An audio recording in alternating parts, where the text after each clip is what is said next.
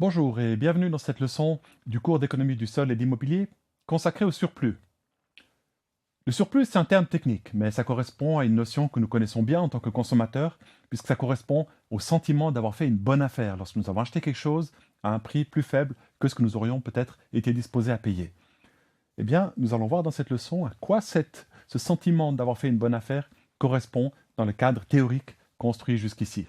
Dans le troisième module, dans la première partie de ce cours, il y avait une leçon sur la formation du prix par négociation entre un propriétaire foncier et un acheteur intéressé par son terrain.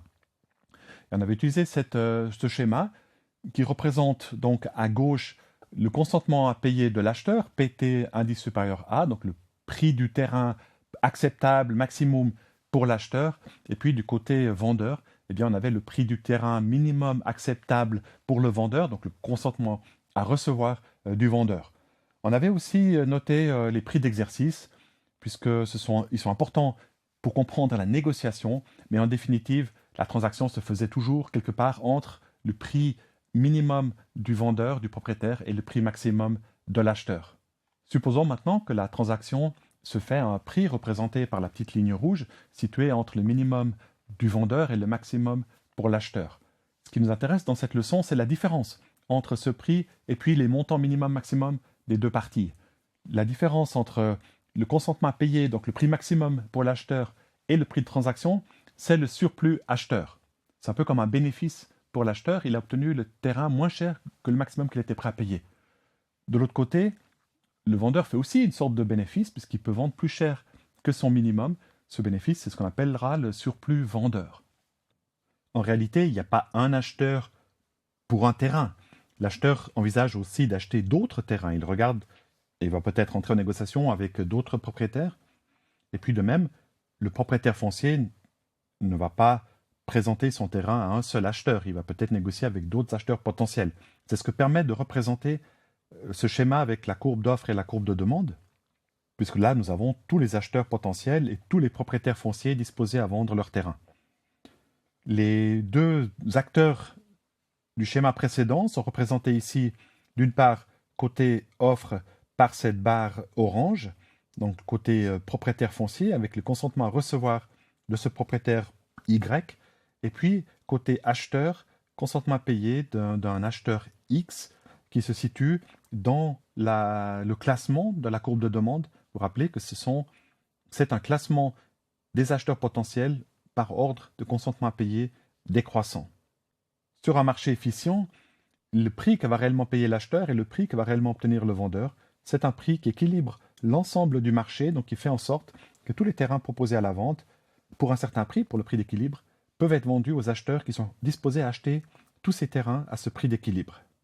Donc le prix d'équilibre, le prix de transaction, va résulter de la confrontation des consentements à payer de tous les acheteurs avec les consentements à recevoir de tous les vendeurs.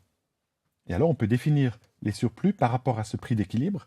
Le surplus de l'acheteur, qui est la différence entre son consentement à payer et le prix qu'il doit payer, dans le cas de cet acheteur X. Donc c'est égal à consentement à payer de l'acheteur X moins le prix qui est le même pour tout le monde. Et puis du côté propriétaire, du côté vendeur, eh bien, nous avons ce propriétaire foncier Y qui était prêt à céder son terrain à ce prix représenté sur la courbe d'offre et qui obtient finalement le prix du marché P étoile. Et la différence entre les deux, c'est son surplus. Donc c'est la différence entre P étoile et le consentement à recevoir de cet acteur, de ce propriétaire Y. Comparons maintenant deux acheteurs de terrain. L'acheteur 1, représenté par la petite barre verte, et l'acheteur 2, qui a un consentement à payer beaucoup plus élevé. Eh bien, le surplus de l'acheteur 1 va être égal à ce montant. On va appeler ça surplus d'acheteur 1.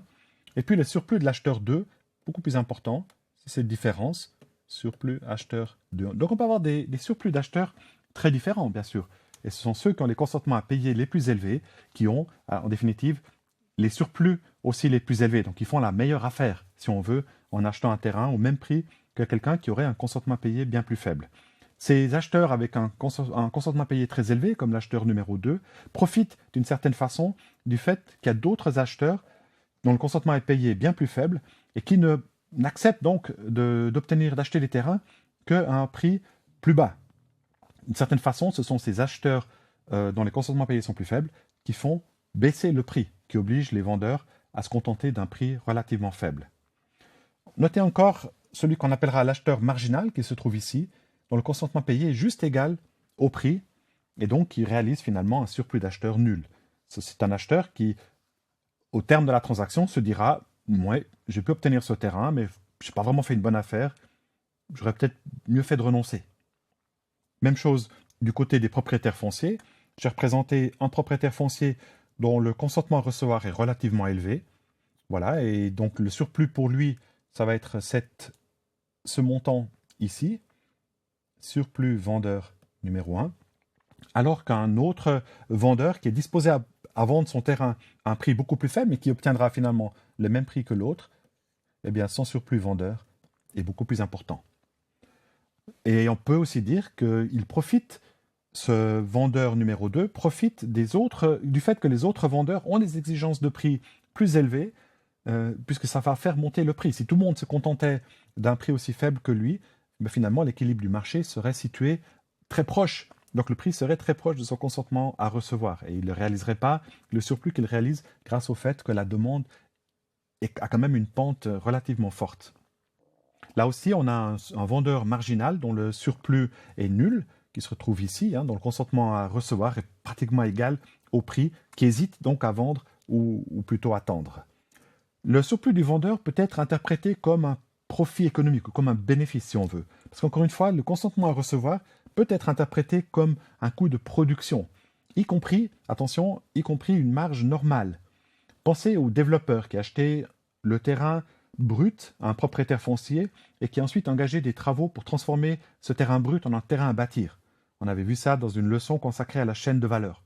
Eh bien, celui qui est particulièrement habile à le faire obtient la marge normale, si on veut, plus une marge supplémentaire, plus importante, correspondant à ce surplus vendeur.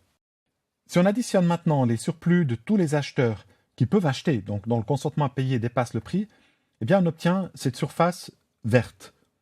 Et ça, on l'appelle le surplus total des acheteurs. La même chose du côté des vendeurs. Chacun qui peut vendre son terrain réalise un surplus. Si j'additionne tous ces surplus de vendeurs, j'obtiens la surface représentée en orange, qu'on appelle le surplus total des vendeurs. Alors, il n'est pas du tout nécessaire que le vendeur dont le consentement à recevoir est le plus faible, ici, vende son terrain à l'acheteur dont le consentement à payer est le plus élevé, puisqu'en fait, chacun va comparer son consentement à payer ou à recevoir avec le prix. Donc on peut très bien avoir un propriétaire qui se contenterait d'un prix très faible, qui vendrait à un acheteur dont le consentement à payer n'est pas particulièrement élevé de son côté. Les surplus ne dépendent pas de ça.